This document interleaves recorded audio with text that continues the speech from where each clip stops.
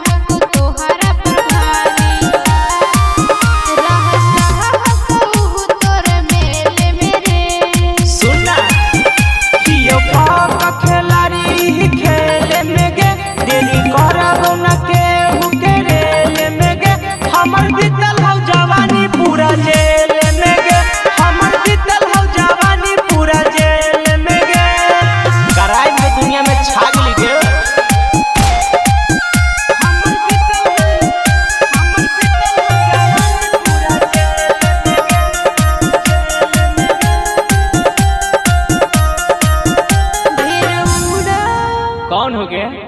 कि ढेर उड़ा उड़ा न छौड़ा कि सब के छोड़ाई दे रे कि जलवा दिखाई दे रे छौड़ी रखे विश्वास इतिहास हम पलट देबोगे यदि आई जेबो पहला वाला रोल में मामा ला सलाट देबोगे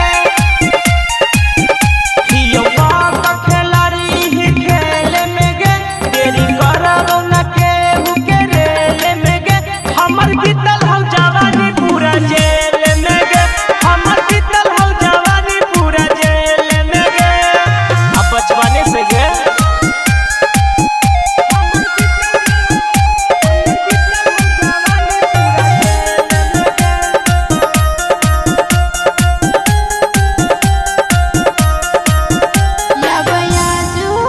अच्छा या बया जो पहिका वाला लुक में कि मान सबके बढ़ गेलै रे कि मान सबके बढ़ गेलै रे आगे भोकल से शेर न कहई तऊ केतनो चिल्लाई तऊगे आगे शंकर बिहारी के सामने तुम हिलाई तऊगे यो पाका खिलाड़ी ही खेल में गे तेरी करबौ न केहू के रेल में गे हमर बीतल हो जवानी पूरा जेल में गे हमर बीतल हो जवानी पूरा जेल में गे आई एम किंग।